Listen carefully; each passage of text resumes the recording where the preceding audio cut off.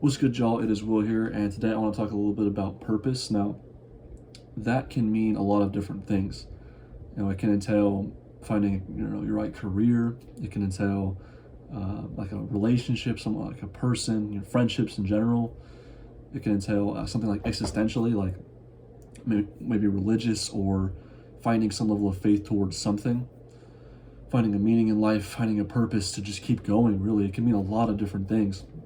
And that's the thing, that it can seem a bit like that in itself, finding purpose in life, a vague statement, but at the same time, I think in many ways we all go through that struggle of not understanding what we're here for, not understanding what we're trying to accomplish, achieve, and what it all leads to.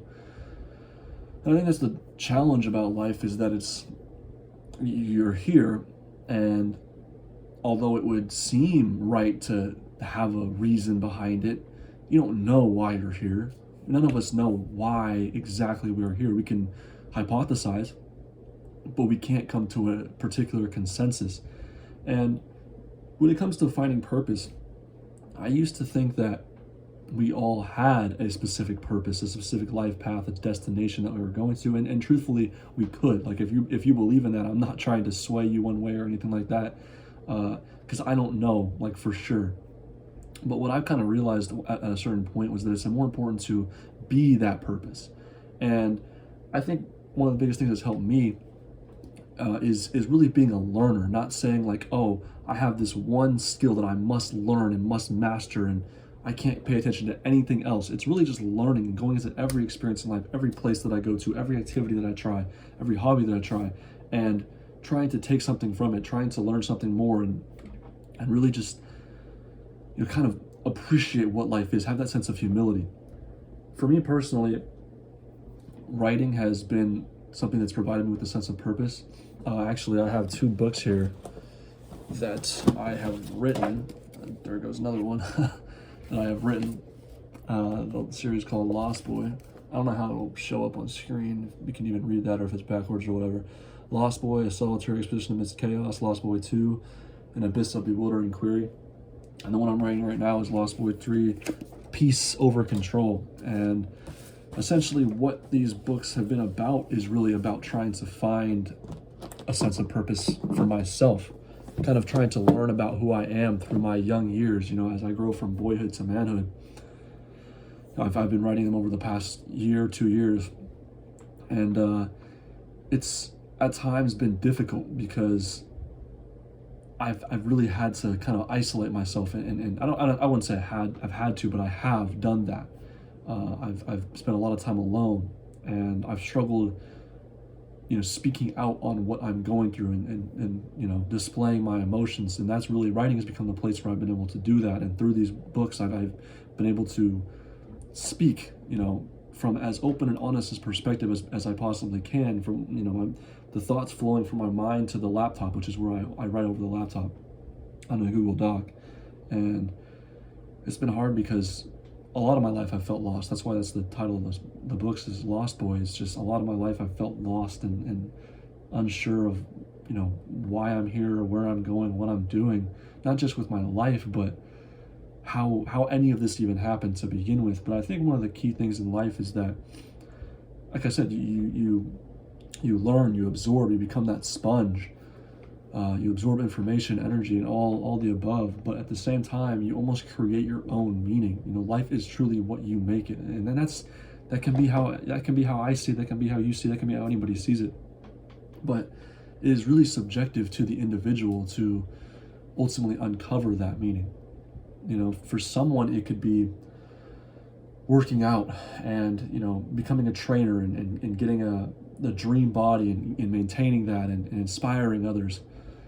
For someone else, it could be trying to find a job that makes them feel comfortable, financially stable, finding a wife or a husband that they feel they can settle down with, have kids, have a nice home, and just live out their life, and that's perfectly fine. I don't think we should feel ashamed for having any desires or goals or inspiration to try and achieve something, whether it be a end goal or a bunch of minor sort of intentions and desires that we want to reach in due time. But I think it is important in life to at least have that sense of, ambition, of drive, of wanting something, of going after something. And that's where you really fall in love with the journey, and that's where life is that journey and not the destination. And I am personally 22 years old. There are goals that I want to have. Like with this writing, I do it because it really allows me a place of solace, a place of refuge.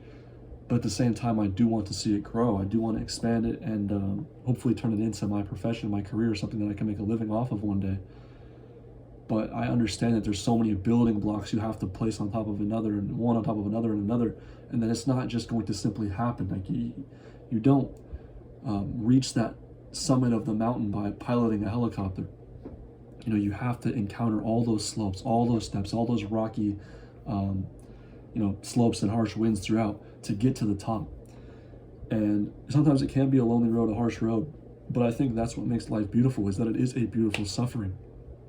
And those moments of difficulty, those moments of struggle and chaos, as tough as it may be, and as much as I think we should do what we can to get ourselves out of those feelings, it's also important to embrace any feeling that comes our way, because those feelings are necessary.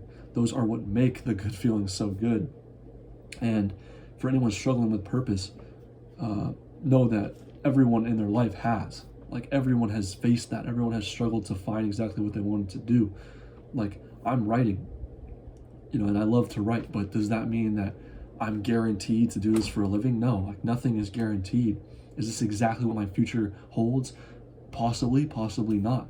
There's no specific place and path that you're going straight down. Like, it's a windy road that goes all over the place, and it's just important to keep going and keep going and keep learning and adapting. And I think that's really what life comes down to, is sort of being the purpose, and I think we all have, we're all creative, first of all. We all have a level of ambition, a level of drive that maybe we haven't even seen, but at a certain point, I think we all have that deep down, this burning desire to achieve, to inspire, to create, to love, and all of it. But if you're looking for purpose outside of yourself, I mean, that's where I think you may be taking a wrong step. And I'm not trying to say you are. I don't know for sure, but I think purpose really does come down to what you already have, and it's not as much about expanding, although that is important, but enhancing what you already have, whether it be connections, whether it be a foundation, just growing, just constantly growing, and like I said, evolving, maturing, and absorbing like a sponge. And yeah, I mean, it's a long road. It's not supposed to be easy. It's not easy for anybody. Like I said, we don't know why we're here, and if it is an existential thing, right? Like I have really gotten into exploring philosophy, but also like the human psyche and the way we think and process information, and how it compares to our at least our awareness of other species on this planet that are along with us, and how it appears like we're so much smarter and we're so much more capable of being self-aware.